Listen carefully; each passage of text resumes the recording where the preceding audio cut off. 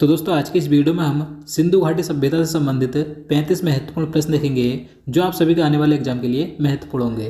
तो इसलिए वीडियो पूरा एंड तक देखते रहिए। तो चलिए आज का वीडियो शुरू करते हैं। तो यहाँ पर आज का पहला क्वेश्चन है, सिंधु घाटी सभ्यता को अन्य किस नाम से जाना जाता है। तो देखिए सबसे पहले मैं आपको बता दूं कि इस वीडियो में आपको जितने 35 क्वेश्चन करवाऊंगा तो उनमें से आपको प्रत्येक क्वेश्चन का आंसर नीचे कमेंट बॉक्स में बताने की कोशिश करनी है ताकि आप इस वीडियो के माध्यम से अपना रिवीजन कर सकें। और वीडियो लास्ट में आपको अपने स्कोर बताना है कि आपने इन 35 क्वेश्चन में से कितने क्वेश्चन का राइट आंसर दिए। तो इसका आंसर ऑप्शन सी हो जाएगा हड़प्पा सभ्यता। तो देखिए जो सिंधु घाटी सभ्यता है इसे हड़प्पा सभ्यता भी कहा जाता है, क्योंकि देखिए सिंधु घाटी सभ्यता में सबसे पहले खोजा गया शहर कौन सा था, तो हड़प्पा था। इसलिए सिंधु घाटी सभ्यता को हड़प्पा सभ्यता भी कहा जाता है। चलिए अगला क्वेश्चन है, सिंधु घाटी की सभ्यता निम्नलिखित में से किस सभ्यता के समकालीन नहीं थी। तो देखिए इसमें बताना है कि जो सिंधु घाटी सभ्यता थी इन चार ऑप्शन में से किस सभ्यता के समकालीन नहीं थी। तो यहाँ पर देखते हैं, तो जो मिस्र की सभ्यता थी इसके समकालीन भी थी, मेसोपोटामिया की सभ्यता के समकालीन भी थी, क्रीट की सभ्यता के समकालीन भी थी, लेकिन ग्रीक की सभ्यता के समकालीन नहीं थी।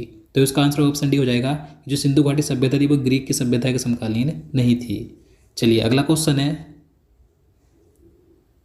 सिंधु घाटी की सभ्यता में घोड़े का अवशेष कहाँ मिले हैं।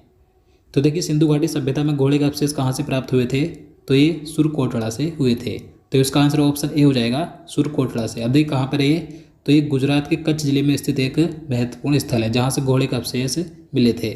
चलिए अगला क्वेश्चन है, सिंधु घाटी स्थल कालीबंगन किस प्रदेश में है। तो देखिए जो सिंधु घाटी का स्थल है कालीबंगन, इसे कालीबंगा भी कहा जाता है।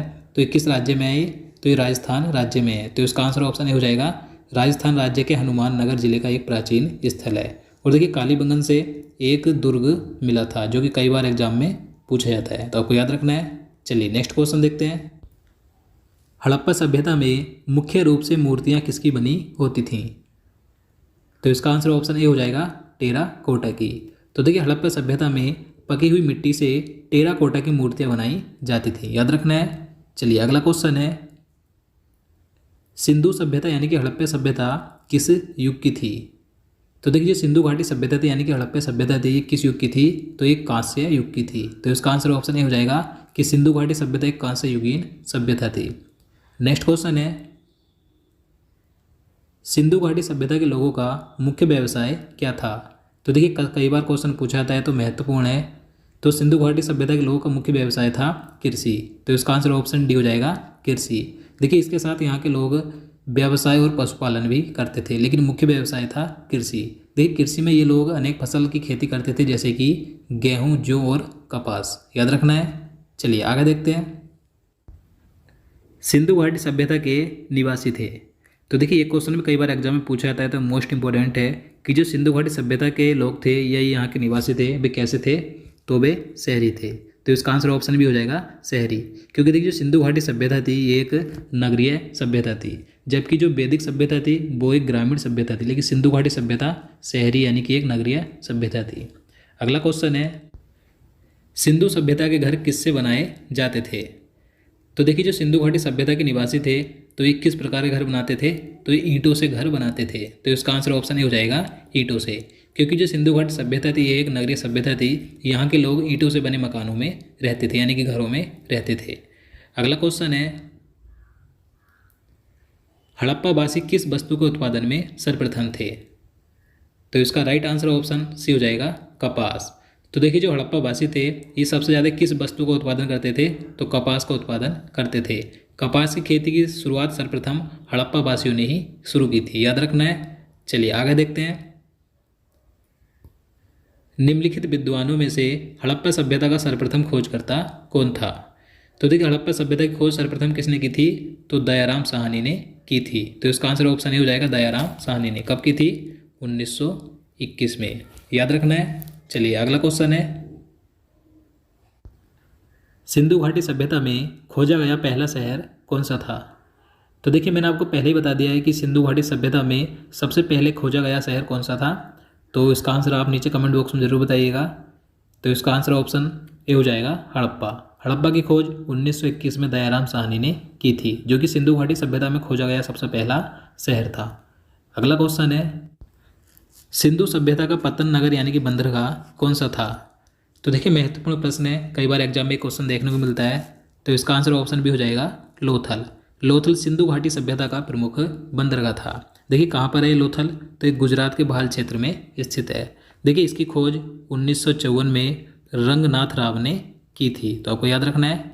चलिए नेक्स्ट क्वेश्चन है, पैमाने की खोज ने यह सिद्ध कर दिया है कि सिंधु घाटी सभ्यता के लोग माप और तौल से परिचित थे। तो यह खोज कहाँ पर हुई? तो देखिए जब पैमाने की खोज ने सिद्ध किया है कि जो सिंधु घाटी सभ्यता के लोग थे ये माप तौल से भी परिचित थे, तो ये खोज कहाँ पर हुई है? तो ये हुई है लोथल में। तो इसका आंसर ऑप्शन डी हो जाएगा, लोथल में। अगला क्वेश्चन है, हड़प्पा के लोगों की सामाजिक पद्धति क्या थी? तो देखिए जो हड़प्पा के लोग थे इनकी सामाजिक पद्धति थी उचित समतावादी। तो इसका आंसर ऑप्शन ए हो जाएगा, उचित समतावादी। नेक्स्ट क्वेश्चन है, मृतकों का टीला हड़प्पा सभ्यता के किस पुरा स्थल को कहा जाता है? तो देखिए काफ़ी आसान क्वेश्चन है, आप इसका आंसर नीचे कमेंट बॉक्स में बता सकते हैं। तो इसका आंसर ऑप्शन बी हो जाएगा, मोहनजोदड़ो को। मोहनजोदड़ो को मृतकों का टीला कहा जाता है। तो ये क्वेश्चन भी कई बार एग्जाम में पूछा जाता है, आपको याद रखना है। नेक्स्ट क्वेश्चन है, हड़प्पा सभ्यता के संपूर्ण क्षेत्र का आकार किस प्रकार का था? तो देखिए जो हड़प्पा सभ्यता थी तो इसका जो संपूर्ण क्षेत्र का आकार था ये किस प्रकार का था? तो ये त्रिभुजाकार था। तो इसका आंसर ऑप्शन सी हो जाएगा, त्रिभुजाकार, याद रखना है। नेक्स्ट क्वेश्चन है, मोहनजोदड़ो किस नदी के किनारे स्थित है? तो देखिए जो मोहनजोदड़ो किस नदी के किनारे स्थित है? तो सिंधु नदी के। तो इसका आंसर ऑप्शन ए हो जाएगा, मोहनजोदड़ो सिंधु नदी के किनारे स्थित है। बात करें रावी नदी की, तो रावी नदी के किनारे क्या स्थित था? तो हड़प्पा रावी नदी के किनारे स्थित है। और घग्गर नदी के किनारे स्थित है कालीबंगा। और यहाँ पर जो भोगवा नदी है इसे वर्तमान में साबरमती नदी कहते हैं, तो इसके किनारे स्थित था लोथल, याद रखना है। चलिए अगला क्वेश्चन देखते हैं, हड़प्पा सभ्यता के अंतर्गत हल से जोते गए खेत का साक्ष्य कहाँ से मिला था? तो इसका राइट आंसर ऑप्शन सी हो जाएगा, कालीबंगा से। तो देखिए कालीबंगा राजस्थान में है, तो कालीबंगा से हल से जोते गए खेत के साक्ष्य मिले थे। इसके साथ ही कालीबंगा से हवन कुंड, बलि प्रथा और अलंकृत ईंटें आदि के साक्ष्य मिले थे। और मैं आपको कुछ और पॉइंट बता देता हूँ। देखिए जो हड़प्पा है तो ये वर्तमान में पाकिस्तान में, तो यहाँ से मृत देवी की मूर्ति, गेहूँ और जौ, पासा, ताम्रतुला और दर्पण, लाल बलुआ पत्थर आदि के साक्ष्य मिले थे। उसके बाद है मोहनजोदड़ो, तो ये वर्तमान में पाकिस्तान में, तो यहाँ से बृहत स्नानागार, बृहत अन्नागार और दाढ़ी वाले पुजारी की मूर्ति आदि प्राप्त हुई थी। धोलावीरा की बात करें तो गुजरात में है, तो यहाँ से विशाल जलाशय, स्टेडियम, बांध और तटबंध आदि के साक्ष्य मिले थे। बात करें बनावली की, जो कि हरियाणा में है, तो यहाँ से खिलौना हल और जौ और अंडाकार की बस्ती आदि के साक्ष्य मिले थे। बात करें सुरकोटदा की, तो ये गुजरात में, तो यहाँ से घोड़ों की हड्डियों का पहला वास्तविक अवशेष मिला था, जो कि मैं आपको पहले क्वेश्चन में बता चुका हूँ। चलिए अगला क्वेश्चन देखते हैं, सिंधु सभ्यता में बृहत स्नानागार कहाँ पाया गया है? तो मैंने आपको बता दिया है कि जो बृहत स्नानागार थे कहाँ पर पाए गए थे, तो मोहनजोदड़ो में। तो इसका आंसर ऑप्शन ए हो जाएगा, मोहनजोदड़ो में बृहत स्नानागार पाया गया था। अगला क्वेश्चन है, हड़प्पा की सभ्यता का प्रमुख स्थल रोपड़ किस नदी के पर स्थित था? तो इसका आंसर ऑप्शन ए हो जाएगा, सतलज नदी पर। तो देखिए रोपड़ स्थल था हड़प्पा सभ्यता का, ये सतलज नदी पर स्थित था। नेक्स्ट क्वेश्चन है, हड़प्पा में एक अच्छे जल प्रबंधन का पता किस स्थान से चलता है? तो इसका आंसर ऑप्शन ए हो जाएगा, धोलावीरा से। तो देखिए हड़प्पा सभ्यता में एक अच्छा जल प्रबंधन भी था, यानी कि एक जल प्रबंधन की अच्छी व्यवस्था थी। तो ये कहाँ से पता चला था? तो धोलावीरा से चला था, क्योंकि धोलावीरा से ही विशाल जलाशय, बांध और तटबंध आदि के साक्ष्य प्राप्त हुए थे, याद रखना है। चलिए नेक्स्ट क्वेश्चन है, क्वेश्चन नंबर 23 है, किस स्थान से नृत्य मुद्रा वाली स्त्री की कांस्य मूर्ति प्राप्त हुई थी?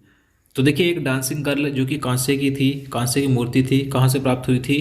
तो मोहनजोदड़ो से हुई थी। तो इसका आंसर ऑप्शन भी हो जाएगा, मोहनजोदड़ो से कांस्य की एक स्त्री की मूर्ति प्राप्त हुई थी नृत्य करती हुई। तो आपको याद रखना है। चलिए अगला क्वेश्चन है, हड़प्पा वासियों ने सर्वप्रथम किस धातु का प्रयोग किया था?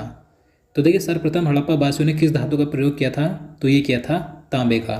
तो इसका आंसर ऑप्शन भी हो जाएगा, तांबे का। नेक्स्ट क्वेश्चन है, हड़प्पा के निवासी किस खेल में रुचि रखते थे?